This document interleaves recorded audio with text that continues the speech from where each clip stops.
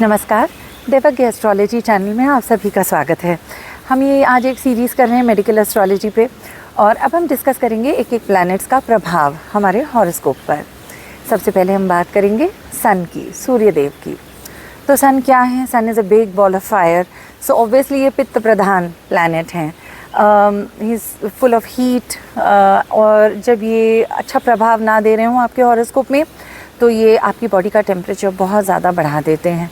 So you feel that you feel hotter then most individuals. आपको गर्मी ज़्यादा लगती है, आपको स्वेट ज़्यादा होता है, आपको हाई फीवर आ जाता है। जब आप बीमार पड़ते हैं तो सबसे पहले आपको बुखार चढ़ने लगता है। कभी कभी बुखार उतरता भी नहीं है, इस प्रकार का भी बुखार आ जाता है, जिसको हम हाई ग्रेड फीवर कहते हैं। इसके कारक सूर्यदेव होते हैं। ये आपको बॉयल्स दे देते हैं बॉडी में।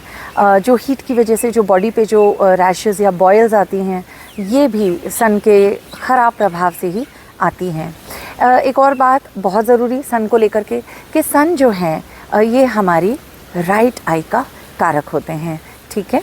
तो जब सन चार्ट में उतने फेवरेबली प्लेस ना हो या उन पे एफ्लिक्शंस हो या कोई प्रॉब्लम्स हो तो वी डू प्रेडिक्ट कि राइट आई की जो विज़न है इसमें कुछ इशू आ सकती है। दूसरी चीज़, सन जो है ये जो कालपुरुष की कुंडली है इसमें 5th हाउस के ओनर हैं, विच इज़ लियो। लियो सन की राशि होती है।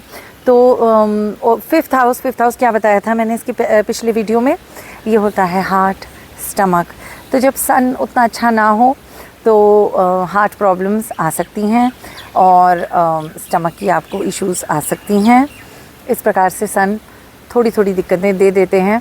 अगर मंगल के साथ हो जाएं तो in some cases depending on the placement in your chart heart surgeries भी हो जाती हैं। उसके अलावा सन जो है ये ना आपके हेड को रूल करते हैं। ये मेष में उच्च के हो जाते हैं सूर्य। ये थोड़ा टेक्निकल हो गया बट स्टिल। तो आपको जो हेडेक होती हैं, कई लोगों को नहीं माइग्रेन की बड़ी परेशानी होती है, कॉन्स्टेंटली इनको हेडेक रहता है और नहीं हेडेक ठीक होता है, मतलब आपको मेडिसिन ले लेकर ही मैनेज करना पड़ता है।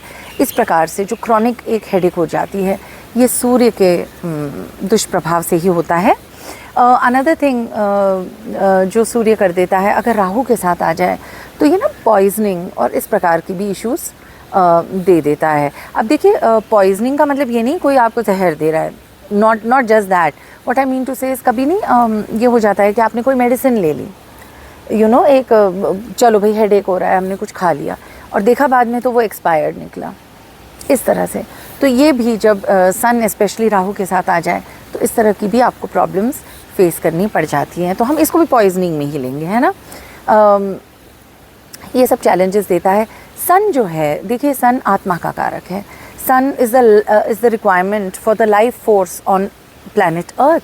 सूर्य नहीं है तो हम लोग क्या ही करेंगे, क्या कर पाएंगे? We can't imagine our lives without sun. तो सन इतना इम्पॉर्टेंट है आपकी हेल्थ के लिए, आपकी वाइटैलिटी के लिए, आपके बोन्स के लिए, ये सब सन है। तो जब आपको इनमें से किसी भी बात की प्रॉब्लम आए तो आप समझिएगा कि नहीं, कहीं ना कहीं सूरज जो है इन्हीं की वजह से हमें प्रॉब्लम आ रही है। और ऐसा हो तो मेडिकल सपोर्ट के साथ साथ आप एस्ट्रोलॉजी पे भी छोटे उपाय कर सकते हैं, अपने सन को थोड़ा थोड़ा स्ट्रेंथन कर सकते हैं। इस पे हमने एक अलग सीरीज़ करी थी, छोटे छोटे उपाय, उसको आप ज़रूर रेफ़र करिएगा।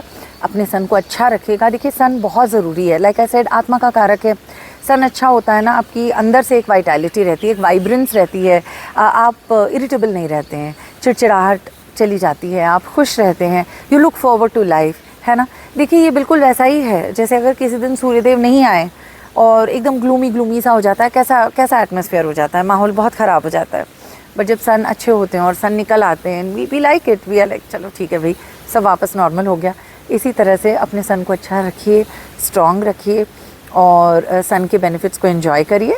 अगर सन वीक है तो ख़ास तौर पे आपको जो भी उपाय हमने बताए हैं छोटे उपाय सीरीज़ में, उनमें से 1-2 तो करके देखिए, आपको डेफिनेटली इससे बेनिफिट भी मिलेगा। Thank you.